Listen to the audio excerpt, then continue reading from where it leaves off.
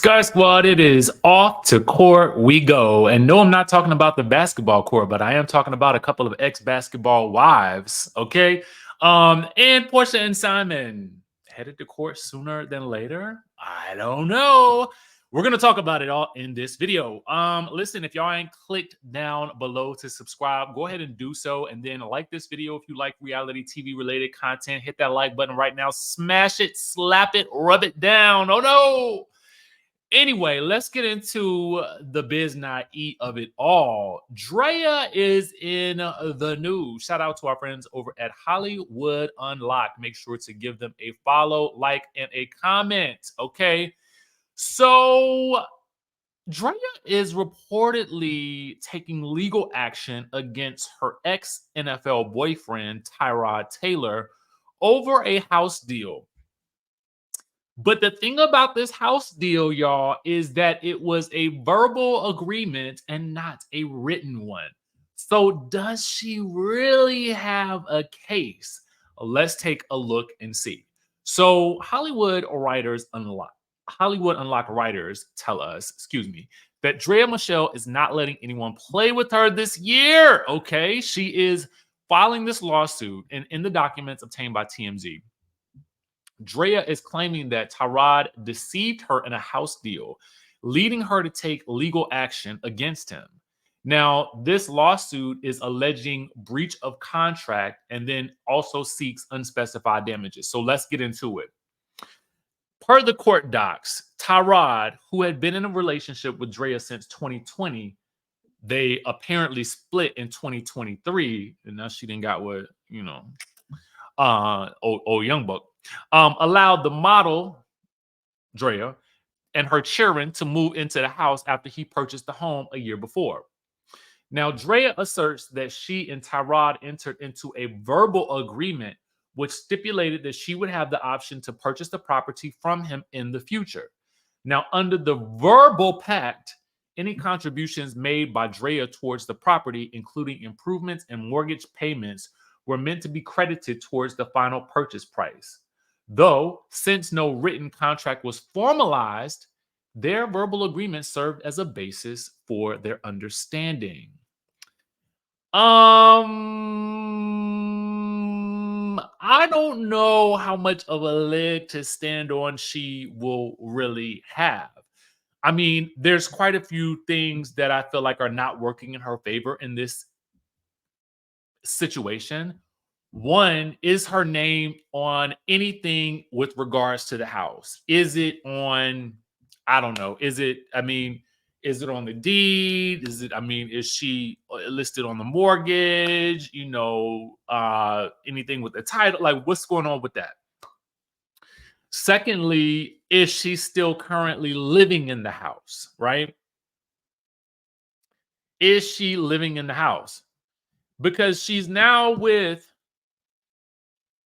someone else whom she has a baby by. So I'm confusion a little bit, right? I'm a little confusion.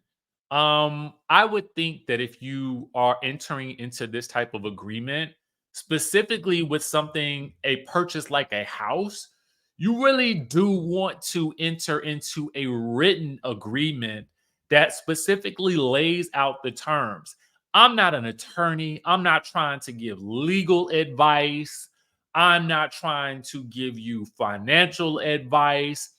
I am simply entertaining the notion that I would get this in writing before I entered into this type of contractual agreement. Because how contractual is it if it's not written down? That's real estate 101. Okay. Everything is written down so that you know what whatever the chain looks like. I don't know. Y'all let me know what y'all think in the comment section down below. Okay. Drea is trying to get what's hers this year, no matter if she with him or not. Okay. Do you blame her? Let us know down in the chatterization down below. Let's talk about Shaunie, because Shaunie's also in the news, y'all. So, earlier, what, probably a couple of weeks ago, I think we talked about how Shaunie talked about in her book, not knowing if she was actually really in love with Shaquille O'Neal, right? And now she's in this new relationship with the pastor and whatnot. And oh happy day, okay, when Jesus washed. All right, so she is in the church and in the choir, in the pulpit, first lady now. But Shaquille O'Neal's mom admits that she didn't feel his marriage to Shaunie was right for him. She says, I had to let it happen. We are not their girlfriends. All right, so how did all of this come about? Shout out to our friends over at the Neighborhood Talk for giving us this bit of tea. Okay.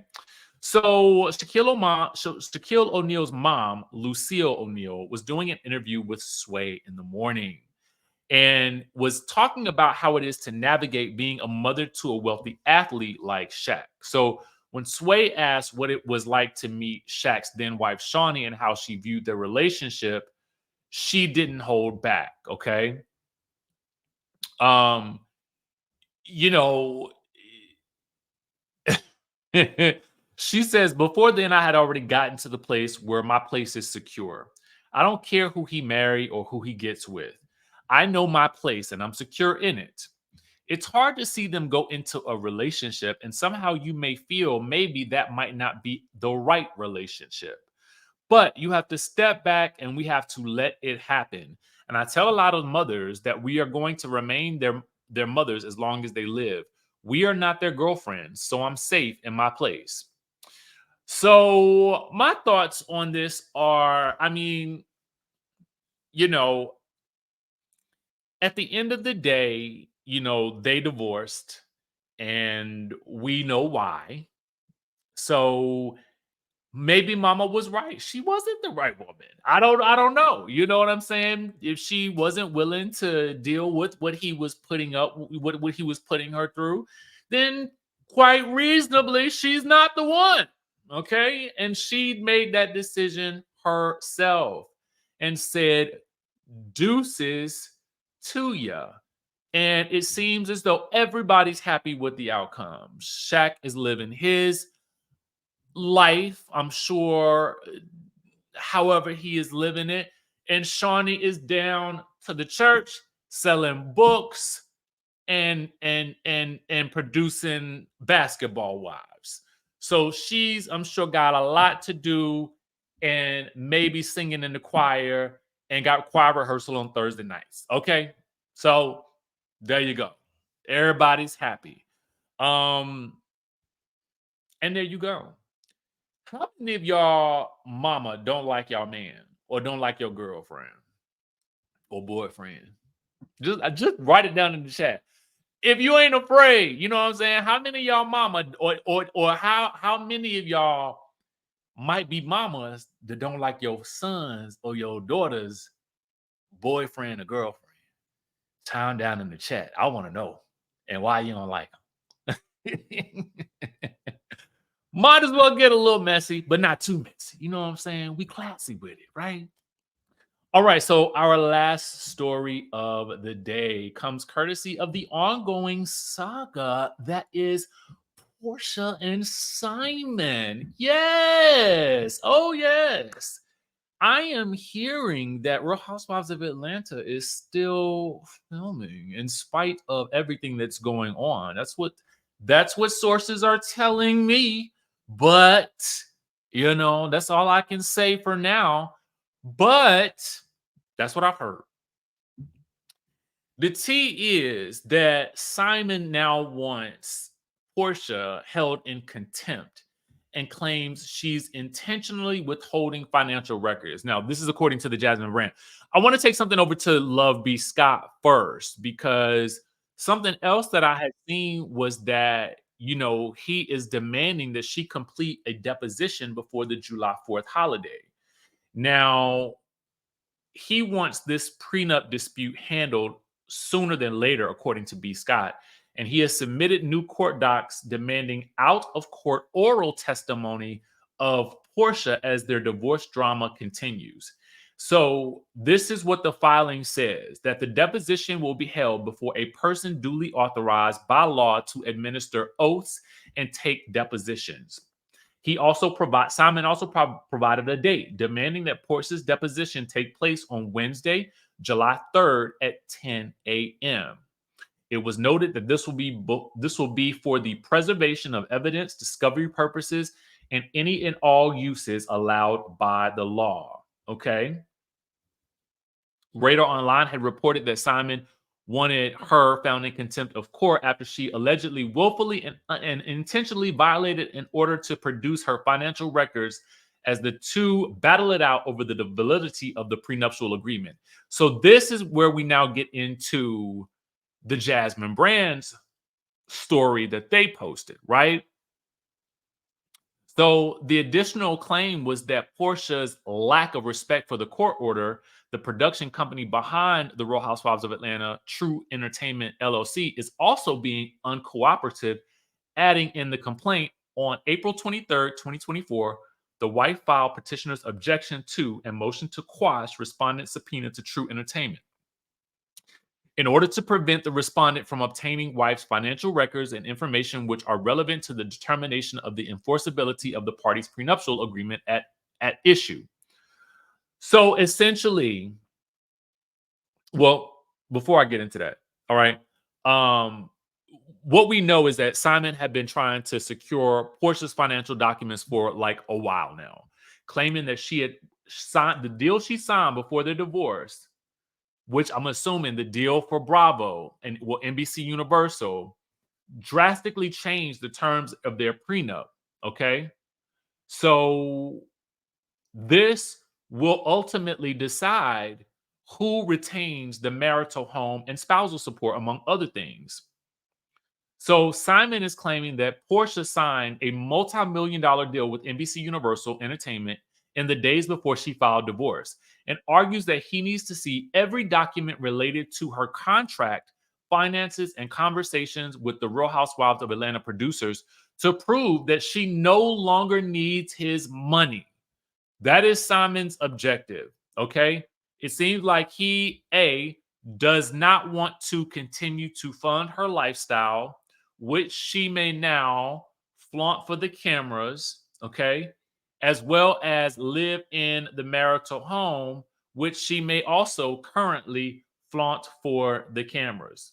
And I say flaunt, but I just mean kind of like it display a luxurious lifestyle. I think that's probably the better way to put it, right? So I guess things are going to be potentially fast forwarding as we go through these next couple of days.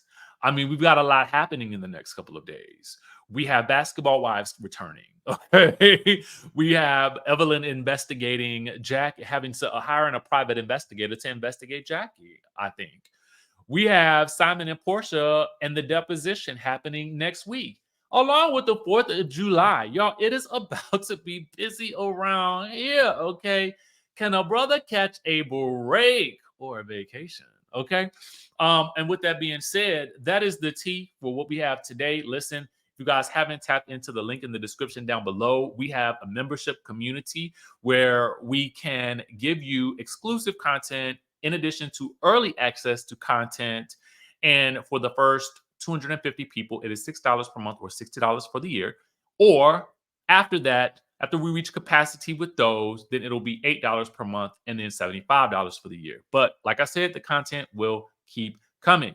And then tomorrow morning at 11 a.m., we launch our trip to Thailand in March. Okay, so March 1st through the 7th, we're going to be in Thailand, and it is going to be a 7-day full itinerary of boat cruising, partying down, and escaping and traveling to places that maybe your friends don't always want to go. But you get to do it with me, the fun master. Okay. So you know it's gonna be a good time. All right.